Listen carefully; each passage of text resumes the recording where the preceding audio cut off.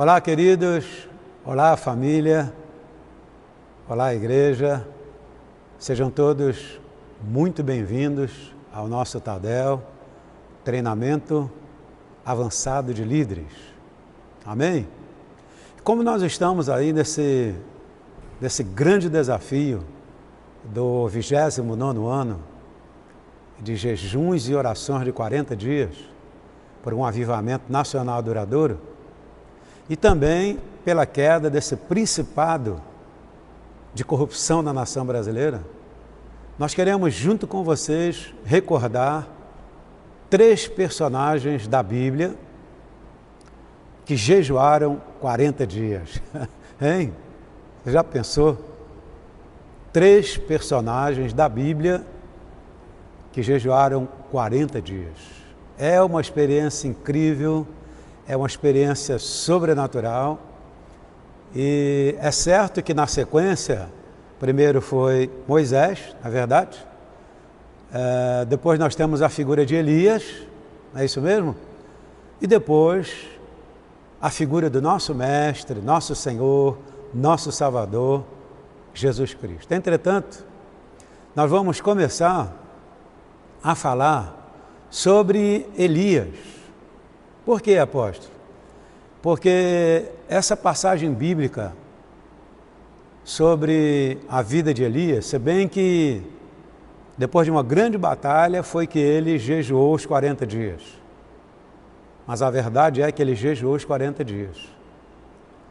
Mas por quê, apóstolo? Porque essa foi a base bíblica que o Senhor nos deu há 29 anos atrás, quando eu tinha que tomar uma decisão sobre largar o emprego, ficar em tempo integral, viver pela fé e liderar esse rebanho poderoso que Deus colocou em nossas mãos. Então, nós vamos começar por essa figura interessante do profeta Elias.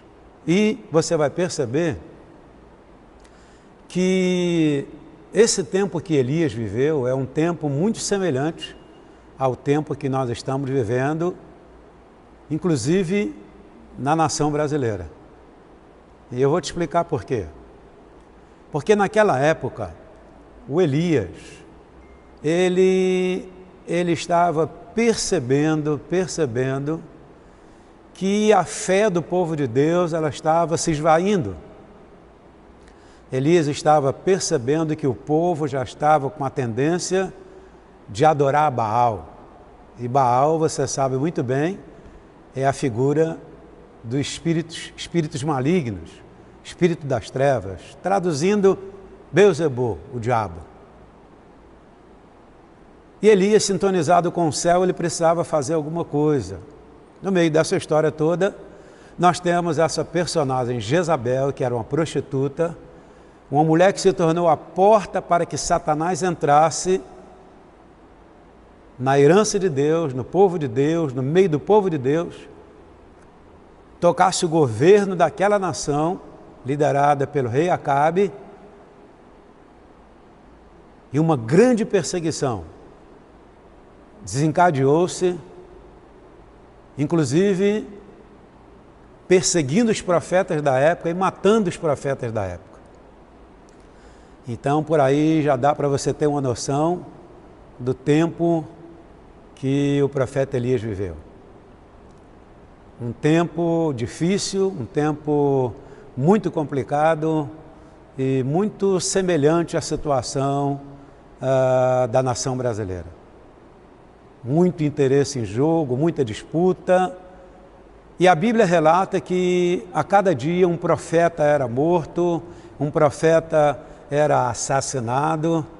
Traduzindo por dia de hoje, a cada dia que passava uma igreja era fechada. Enfim, uma grande perseguição contra o reino de Deus, contra os planos de Deus. Não é verdade? Elias então vai para o confronto, e eu fico me perguntando qual tem sido a reação da igreja nos dias de hoje. Você como líder de grupo, líder de célula, líder de grupo pequeno, líder de área, de distrito, de região, de setor, enfim, Qual é a posição que você tem tomado nesse tempo tão difícil para nós, nesse tempo de guerra, esse tempo em que nós precisamos ouvir a voz de Deus? Qual é a decisão que a gente tem tomado? Pois bem, Elias, esse profeta de Deus, esse líder de Deus, chega a uma conclusão muito interessante, que na minha opinião é a decisão que nós deveríamos tomar hoje. Elias vai para o Monte Carmelo, que é o lugar de decisão, e no Monte Carmelo ele convoca o povo de Deus. E ele diz: hoje nós vamos decidir aqui, nesse grande confronto, qual é o Deus verdadeiro. E vocês vão ter o discernimento que estão seguindo o Deus verdadeiro ou o Deus falso, ou seja, os profetas de Baal. E ele fez um desafio muito interessante. Um desafio característico de quem anda com Deus. O Deus que responder com fogo, esse é o Deus verdadeiro. Imagina? O Deus que responder com fogo, esse é o Deus verdadeiro. Querida igreja, queridos líderes, essa foi a mensagem que Deus nos deu há 29 anos atrás, quando nós fizemos o primeiro jejum de 40 dias. Eu lembro que eu perdi quase 17 quilos nesse primeiro jejum de 40 dias. A minha esposa contou para mim que uma vizinha perguntou para ela: o que aconteceu com seu marido? Ele está definhando, está ficando magro, ele pegou AIDS? Não, eu estava faminto para ouvir uma resposta de Deus para a decisão que eu precisava tomar. E isso é maravilhoso, isso é glorioso. Estou recordando com você, querida comunidade evangélica cristã de Vila da Penha, estou recordando com você, nesse que é o 20º dia de jejum e oração de 40 dias, por um avivamento nacional e pela queda desse principado de corrupção na nação brasileira. Aqui nós temos uma chave nas mãos do profeta Elias, porque quando ele convocou o povo, ele disse: precisamos restaurar o altar do Senhor que se encontra em ruínas. O altar é o ponto de contato entre nós e Deus. O altar, na linguagem de Jacó, é aquela escada que ligava céu e terra, lembra? Que os anjos subiam e desciam, levando informações de Jacó e trazendo informações do céu para a terra. E Jacó chegou a dizer, depois daquele sonho: quão temível é esse lugar. Essa é, senão, a casa de Deus, a porta dos céus. Tremendo isso. Elias conscientiza o povo de Deus que a situação que eles estavam atravessando era uma situação nada mais, nada menos do que abandonar Deus, deixar de ter intimidade com Deus, deixar de orar, deixar de clamar, deixar de suplicar. E há promessas lindas para aqueles que buscam o Senhor. Em 2 Crônicas, capítulo 26, diz que Uzias deu-se a buscar o Senhor nos dias de Zacarias, que era entendido nas visões e revelações de Deus, e naqueles dias ele prosperou. Então a pessoa que toma essa decisão de buscar a presença de Deus, ela prospera em todas as áreas. Não é somente na área natural, mas também na área espiritual. Porque é essa intimidade com Deus que faz a diferença entre a pessoa religiosa e entre a pessoa que tem intimidade com Deus. Longe de mim ser uma pessoa religiosa, longe de você, querido líder, ser uma pessoa religiosa. O que Deus quer de cada um de nós é que a gente tenha intimidade com Deus. O grande desafio naquele momento era restaurar o altar do Senhor que estava em ruínas. Tem a ver com a minha vida de oração, a sua vida de oração, a vida de oração da sua família. Será que o nosso altar de oração ainda está caído, destruído em ruínas? Ou será que nós já entendemos pelo Espírito de Deus que o nosso caminho é restaurar o altar de oração? Porque esse foi o grande desafio que Elias trouxe ao seu povo naquela época, independente da situação do rei Acabe, independente da situação de Jezabel que perseguiu os homens de Deus, ele partiu para cima, porque ele tinha convicção, tinha tanta convicção, que ele disse, segundo a minha palavra, não vai mais chover, porque ele tinha muita intimidade com Deus. E quando você tem muita intimidade com Deus, quando o seu altar de oração está realmente restaurado, você fala e o Espírito Santo carimba embaixo, assina, está feito. Porque nós somos boca de Deus na terra. Duas promessas lindas que nós temos nas Sagradas Escrituras. Clama a mim e responder-te-ei. Mostrar-te-ei coisas grandes e ocultas que tu não sabes. É o próprio Deus que está nos incitando a orar, a clamar, a buscar a sua presença. Por quê? Ele quer nos falar de coisas eternas. Ele quer nos ensinar sobre seus planos, sobre o estabelecimento do seu reino aqui na terra. Clama a mim e responder-te-ei. Todas as nossas orações terão resposta. Por quê? Porque a Bíblia nos ensina que todas as nossas orações feitas em nome de Jesus, o Senhor responderá. E Ele está nos respondendo. Veja quantas coisas tremendas têm acontecido na nação brasileira. Resposta do clamor da noiva do Cordeiro. Outra promessa linda é: buscar-me-eis e me achareis. Oh, como a igreja desse século, a igreja chamada moderna, precisa encontrar com esse Deus. Buscar-me-eis e me achareis quando me buscardes de todo o vosso coração. Não é lindo isso? De todo o vosso coração. A Bíblia diz que nós vamos encontrar a face de Deus. Nós vamos encontrar a resposta de Deus, assim como a Bíblia nos mostra sobre Moisés. Não é? Deus falava com Moisés face a face, não era por sonho, não era por enigma, não. Deus falava face a face com ele. E é isso que o Senhor está querendo fazer hoje, falar face a face com a sua igreja. Então, voltando ao Monte Carmelo, ali estava o grande momento da história. Não é verdade?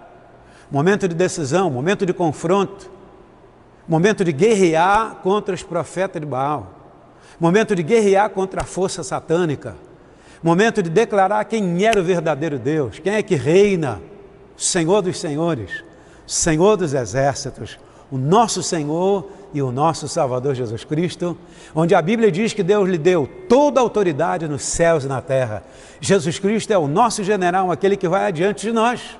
Elias então mandou os dois prepararem o sacrifício. Ele diz: agora vocês podem continuar clamando e gritando. Vamos ver se o Deus de vocês responde. E diz a Bíblia que eles clamavam, eles gritavam, né? Eles se retalhavam todo até o sangue sair do corpo deles. E eles gritaram e não houve resposta nenhuma. Por que não houve resposta nenhuma? Porque quando os profetas estão impregnados dessa autoridade, Satanás tem que calar a sua boca.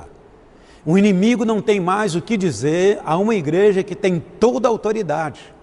Uma igreja que revestiu-se da autoridade, ela cala a boca do inimigo, a ponto de Elias zombar dos profetas de Baal. Pode continuar gritando, pode continuar clamando, quem sabe esse Deus foi fazer alguma viagem, ou esteja atendendo alguma necessidade. No original quer dizer, esse Deus aí teve que ir ao banheiro e agora não está ouvindo o clamor e o grito de vocês. Quando passa esse tempo que Elias, acho que a oração de Elias tem no máximo 50 palavras. E quando Elias acaba de orar, o fogo caiu do céu sobre aquele altar, e o povo de Deus que estava com seu coração já na dúvida, começa a declarar: só o Senhor é Deus, Só o Senhor é Deus.